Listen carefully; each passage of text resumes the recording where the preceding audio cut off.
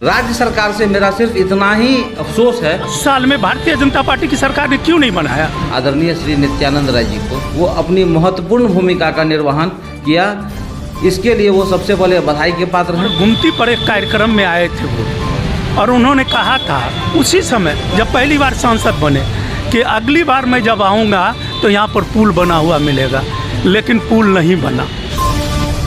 नमस्कार, मैं नकीरो मनहास में अभी दलसिंह सराय में मौजूद हूं और आज हम चर्चा करने जा रहे हैं दलसिंह सराय में जो 32 नंबर गुमती पर आरओबी की निर्माण होने वाली है, जो पास हुआ है उसको लेकर। और ये बड़ी खुशी की बात है कि वर्षों से यहाँ के लोगों की जो मांग थी उस मांग को पूरा किया गया है। यहाँ पर 32 नंबर गुमती पर ओवर ब्रिज की अब तामीर होगी और इसको लेकर हम आज चर्चा करने जा रहे हैं। हमारे साथ मौजूद है भाजपा के प्रदेश कार्य समिति सदस्य, किसान प्रकोष्ठ सह समस्तीपुर जिला किसान प्रकोष्ठ प्रभारी सह उजियारपुर लोकसभा क्षेत्र अंतर्गत उजियारपुर विधानसभा के सह संयोजक सतवंत कुमार चौधरी। तो हम बात करेंगे इनसे अभी। बहुत बहुत स्वागत है आपका। पास हुआ है 32 नंबर गुमती पर आरओबी, तो उसको लेकर किसे श्रेय देना चाहेंगे और जो मांग यहाँ के लोगों की पूरी हुई है, ये चर्चा भी रही है, यहाँ के जो सांसद हैं उनके द्वारा मेहनत किया गया, कुछ लोग कुछ और बात कर रहे हैं। सबसे पहले तो मैं आपके चैनल आपका आभार व्यक्त करता हूँ। माननीय सांसद सह गृह राज्य मंत्री भारत सरकार आदरणीय श्री नित्यानंद राय जी को वो अपनी महत्वपूर्ण भूमिका का निर्वहन किया, इसके लिए वो सबसे पहले बधाई के पात्र हैं। 32 नंबर गुमती की स्वीकृति भी मिली और अब इसका टेंडर की भी प्रक्रिया में चला गया है और राज्य सरकार के द्वारा इसको प्रशासनिक स्वीकृति भी कैबिनेट के मंजूरी से मिल गई है। इंडिया गठबंधन की सरकार ने पुल बनाने के रास्ता को काफ़ी सरल किया है और लगता है कि अब पुल बनेगा।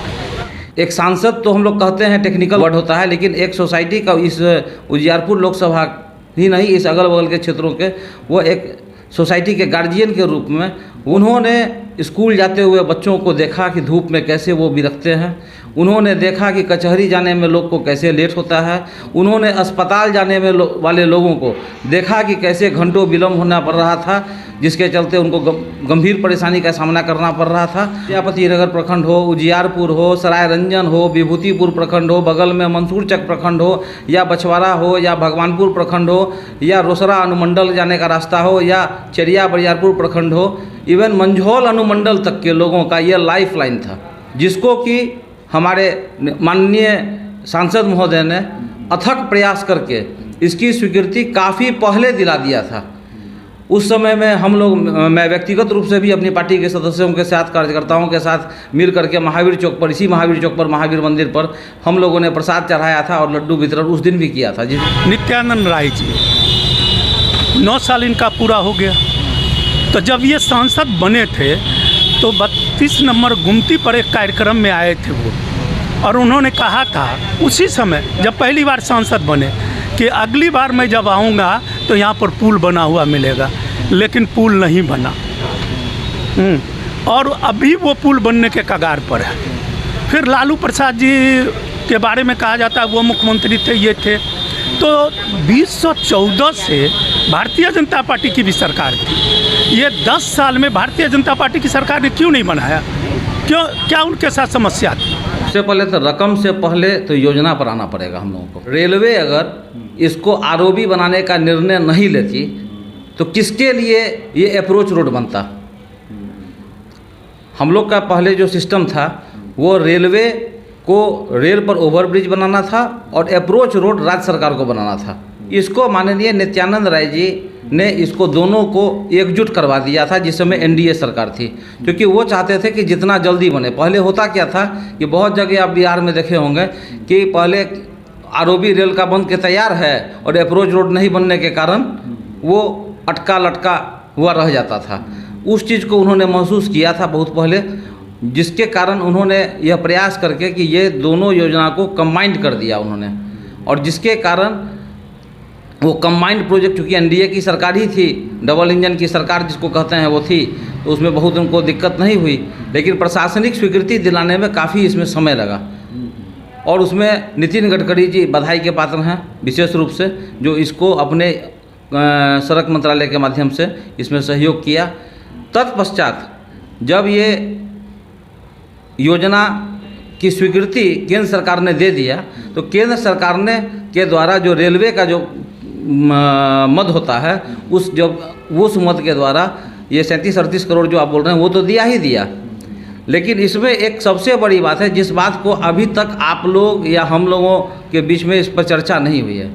हमारे प्रधानमंत्री स्वर्गीय अटल बिहारी वाजपेयी जी का हम लोगों को, बिहार वासियों को ही नहीं, उत्तर प्रदेश सहित जितने भी बैकवर्ड स्टेट हैं उनको आभारी रहना चाहिए कि उन्होंने जब प्रधानमंत्री बने थे तो उससे पहले जो था कि जो स्टेट जितना हिस्सा देता था राज्य टैक्स के रूप में, उतना ही का अंश उसको बांट के मिलता था। जब अटल जी देश के प्रधानमंत्री बने तो उन्होंने सबसे पहला काम किया कि नहीं, बोला कि देश का पैसा है ये, और इसमें तो आगे बढ़ने वाला जो राज्य है वो तो आगे ही बढ़ता चला जाएगा, और पिछड़ा तो दिन प्रतिदिन अति पिछड़ा होते हुए चला जाएगा।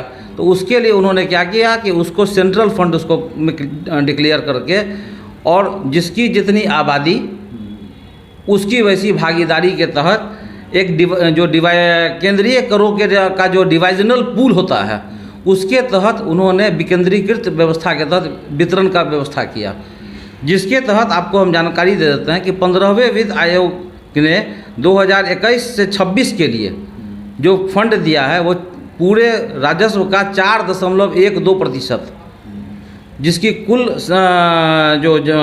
जो लाभांश हम लोग को मिल रहा है उसका, इस बजट के द्वारा बिहार को केंद्रीय करों के हिस्से से 1,07,000 करोड़ रुपए अभी हम लोगों को मिले हैं, और वही पैसा को राज्यांश के रूप में बिहार सरकार को मिला है। जो राज्यांश की जो बात आप कर रहे हैं उसमें जो हम लोगों का बजट बनता है बिहार का, वो बजट जो बनता है उसमें 1 रुपये का जो योजना है उसमें 76 पैसा प्रति 1 रुपया, ध्यान से सुनिएगा, प्रति 1 रुपया जो योजना बिहार सरकार बनाती है उसमें 76 पैसा केंद्र सरकार के द्वारा दी जाती है। ये जो राज्यांश का जो पैसा है इसमें भी केंद्र सरकार ने जो हम लोगों को पैसा देती है वो पैसा फिर से उसको राज्यांश के रूप में हम लोग लगाते हैं, और तब जाकर के हम लोगों को केंद्रीय योजना का लाभ मिलता है। मतलब कुल मिला के यह है कि जो अप्रोच रोड के लिए राज्य सरकार ने रकम दिया है उसमें केंद्र सरकार की अच्छी खासी भागीदारी है। जी। राज्य और देश में जो नियम बनते हैं वो सबके लिए नियम बनते हैं। तो अगर किन्हीं प्रधानमंत्री के ज़माना में कोई नियम बना तो उस नियम का हर एक राज्य में होता है। तो अगर ये राज्य का राजंश मिला है, राज्य ने दिया है, ये कोई बीजेपी की पार्टी नहीं दी है, या अटल जी कब के प्रधानमंत्री थे। तो जो भी प्रधानमंत्री होते हैं उनके ज़माने में अगर कोई नियम बनता है तो वो नियम जब तक फिर संसद बदलाव नहीं करती है तब तक वो नियम जारी रहता है। इसीलिए ये कहना कि वो नियम बनाए थे इसीलिए ये मिल रहा है, ये बिल्कुल बेबुनियाद बात है। ये बिहार सरकार को एक तरह से साधुवाद देना चाहिए कि उन्होंने राज्यांश देकर और इसका निविदा निकाला, टेंडर निकाला। और ये एक सबसे बड़ी बात है कि ये एक टीम भावना के तहत ये काम हो रहा है। हम लोग जैसे दही जमाते हैं, तो दही जब जमाते हैं तो दूध और जोरन दोनों होता है, बिना जोरन का तो दही नहीं बनता है ना। तो राज्य सरकार की भी अपना योगदान है, इससे इनकार नहीं किया जा सकता है। और कुल मिला जुला कर के पैसा तो देश की जनता का है, सुविधा भी देश की जनता के लिए हो रही है। राज्य सरकार से मेरा सिर्फ इतना ही अफसोस है कि जनहित के इस मुद्दा को काफ़ी देर से उन्होंने प्रशासनिक स्वीकृति दिया। तो एक चीज़ और बता देता हूँ कि ये जो फंड सब जो अलॉटमेंट होता है कि ये नीति आयोग के द्वारा 3 स्कीम बनाया गया केंद्रीय फंड को देने के लिए। एक फंड होता है core of the core scheme, दूसरा स्कीम होता है कोर स्कीम, तीसरा स्कीम होता है ऑप्शनल स्कीम। जो कोर स्कीम होता है उसमें अधिकतर राष्ट्रीय विकास एजेंडा की प्रमुखता होती है, जिसको पूरा करने के लिए केंद्र और राज्य मिलकर एक टीम भावना के तहत साथ मिलजुल करके काम करती है। और यह अनुपात पूर्वोत्तर राज्यों को 90-10 तक मिलता है।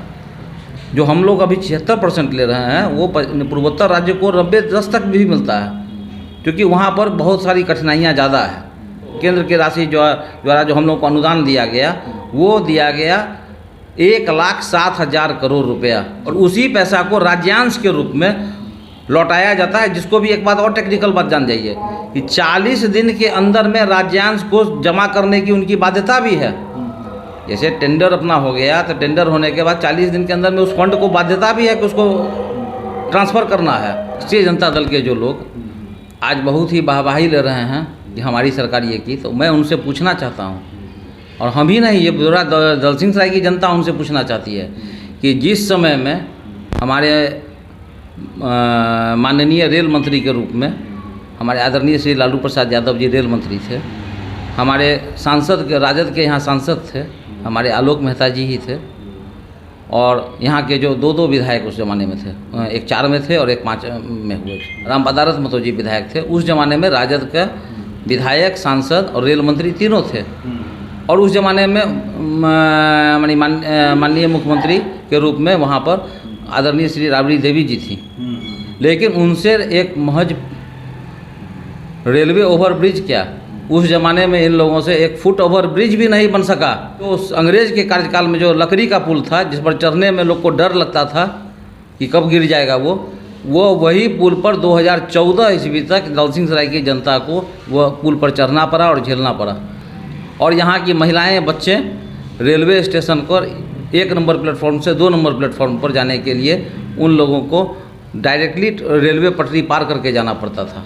लालू प्रसाद जी के बारे में कहा जाता है वो मुख्यमंत्री थे, ये थे, तो 2014 से भारतीय जनता पार्टी की भी सरकार थी। ये 10 साल में भारतीय जनता पार्टी की सरकार ने क्यों नहीं बनाया?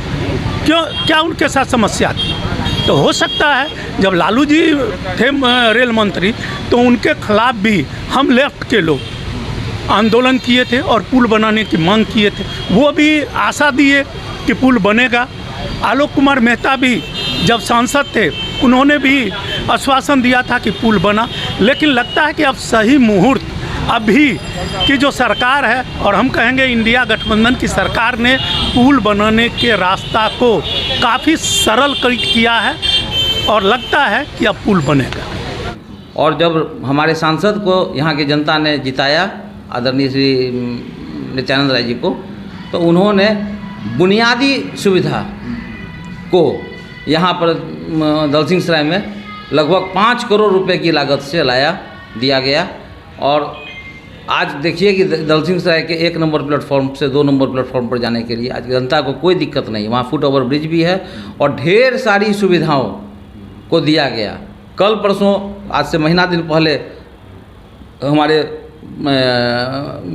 सांसद महोदय जी ने अमृत भारत योजना के तहत उजियारपुर लोकसभा के अंतर्गत दलसिंह सराय स्टेशन को शामिल करवाया देश के 1200 प्रमुख स्टेशन में। तो ये सब वो देश की रक्षा भी कर रहे हैं, क्षेत्र के विकास के लिए भी संवेदनशील हैं, और सेवा के क्षेत्र में भी उनके द्वारा बहुत काम हो रहा है। स्टेशन को लेकर चर्चा है कि स्टेशन का सौंदर्यीकरण जो है सो बीजेपी के सरकार में संभव हुआ है, क्या लगता है? पूरे देश में रेलवे के स्टेशनों को सौंदर्यीकरण किया जा रहा है। जहाँ जहाँ पुल डैमेज है वो बनाया जा रहा है। जहाँ जहाँ पुराने रेलवे स्टेशन हैं उनको आधुनिक ढंग में बनाया जा रहा है। ये तो अभियान पूरे देश में चल रहा है। तो इसमें दलसिंह सराय में बन रहा है तो ये एक आदमी श्रेय लें कि हमारे वजह से बन रहा है, तो ये तो पूरे देश में बन रहा है। समस्तीपुर सौंदर्यीकरण हो रहा है, बगल में बछवाड़ा में हो रहा है, आपको संगठा जगत और उजियारपुर में भी हुआ है, सोनपुर रेल मंडल के कई स्टेशनों में हुआ है, समस्तीपुर रेल मंडल के कितने स्टेशनों में एकदम आधुनिकीकरण के रूप में हुआ है। उसी परिप्रेक्ष्य में दलसिंह सराय का भी सौंदर्यीकरण हो रहा है। ये कोई व्यक्तिगत आदमी के वजह से दलसिंह सराय का सौंदर्यीकरण हो रहा है, ऐसी बात नहीं है। पूरे भारतवर्ष में हो रहा है, उसी परिप्रेक्ष्य में दलसिंह सराय में भी हो रहा है। हम लोगों ने तैयारी कर लिया था कि अब हम लोग पोल खोल, राज्य सरकार के विरुद्ध और सहयोगात्मक रवैया के विरुद्ध पोल खोल हल्ला बोल कार्यक्रम चालू करेंगे। और इसके लिए हम लोगों ने अपने सांसद महोदय को भी बोल दिया, आगाह कर दिया था। इसके लिए सांसद महोदय जी ने भी जब विभूतिपुर के कार्यक्रम से लौट रहे थे तो 33 नंबर गुमती पर कहा था कि हमारे कार्यकर्ता लोग धरना प्रदर्शन करना चाह रहे हैं, वो करेंगे, लेकिन मैं तो धरना प्रोटोकॉल के तहत नहीं बैठूंगा, लेकिन मैं आप लोगों के पास बीच में भाषण देने जरूर आऊँगा। राज्य सरकार के द्वारा तत्परता दिखाया गया और इसको जल्द से जल्द टेंडर प्रक्रिया में लाया गया है। और इसके लिए हम एक बार फिर से अपने सांसद महोदय को बधाई देते हैं, और मैं देर से ही सही लेकिन बिहार सरकार को भी बधाई देते हैं कि जनहित में उन लोगों ने भी इसकी संवेदनशीलता को समझा और इसका कार्य का निष्पादन कर दिया कि बनने का जो भी अब समस्या था वो ख़त्म हो गया और हम लोगों के अच्छे दिन आने की एक शुरुआत हो गई है। संगठन ने धरना प्रदर्शन किया है, राजनीतिक दल के लोग भी, वे 32 नंबर गुमती पर ओवर ब्रिज बने इसके लिए धरना प्रदर्शन किया है, काफ़ी आंदोलन किया है। 32 नंबर गुमती पुल निर्माण संघर्ष समिति के द्वारा भी कई बार आंदोलन हुआ, कई बार एसडीओ को मेमोरेंडम दिया गया, डीएम के यहाँ लिखा गया।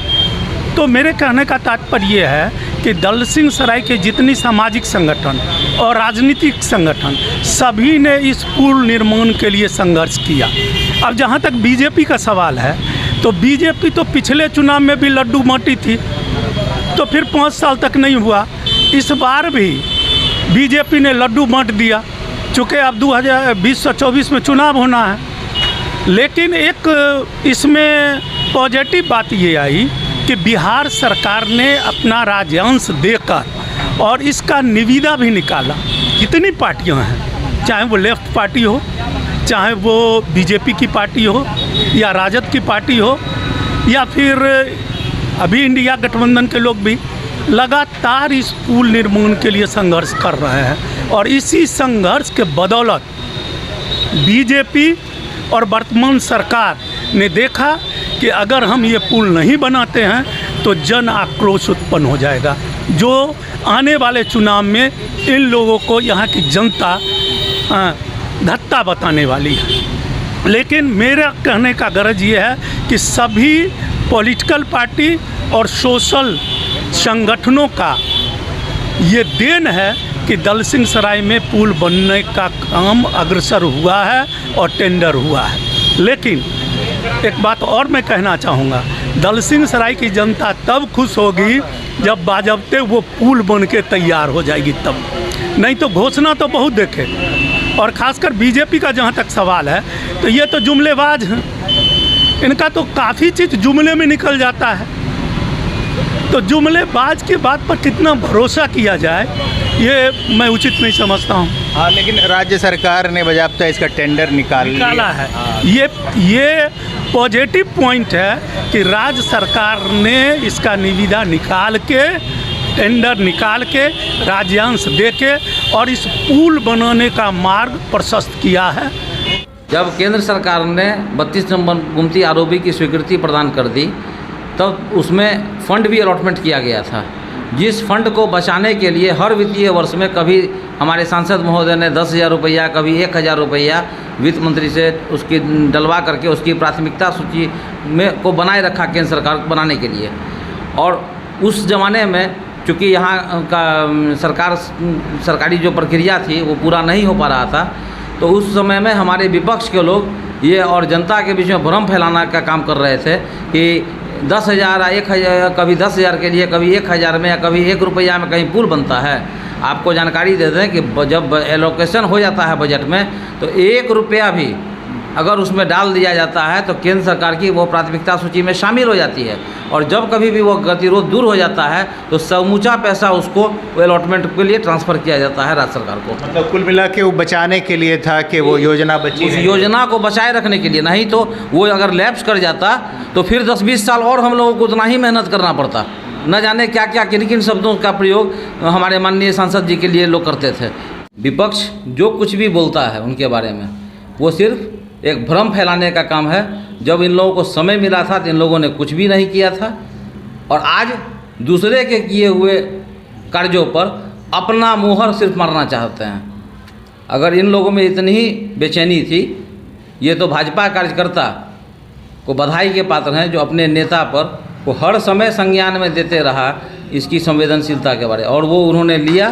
और रसकद और उन बार बार हम लोग को चर्चा में भी कहते थे, अरे वही 32 नंबर न बोल रहे हैं सतवंत जी, जो रसकदम दुकान से फल दुकान की तरफ जाता है। हमको याद है, हम काम कर रहे हैं और अगर ज़रूरत, हम कह रहे हैं अपने तरफ से, ज़रूरत पड़े आप लोगों को तो इसकी प्रदर्शनी भी हम लोग लगवा देंगे। उन्होंने विकास के लिए इस क्षेत्र में काम किया है, उसका हम लोग आपको ये दिखा रहे हैं कि ये एक पत्रक है। ये पत्रक के माध्यम से, ये फर्स्ट फेज में हम लोग पत्रक दे रहे हैं, सेकंड फेज का फिर पत्रक आएगा, वो भी दिया जाएगा। अभी तक जितने भी काम हम लोगों ने, कार्यों ने हमारे सांसद महोदय जी ने किया है, उसका एक पत्रक के रूप में हम लोग को मिला है कार्यकर्ता लोगों को डालने के लिए, जो हम आपको दिखा रहे हैं। आरओबी बनने में किन का प्रयास रहा, ज़्यादा किन का प्रयास रहा, इसकी चर्चा है और लोगों से भी बात होगी हमारी। बहुत बहुत धन्यवाद। धन्यवाद।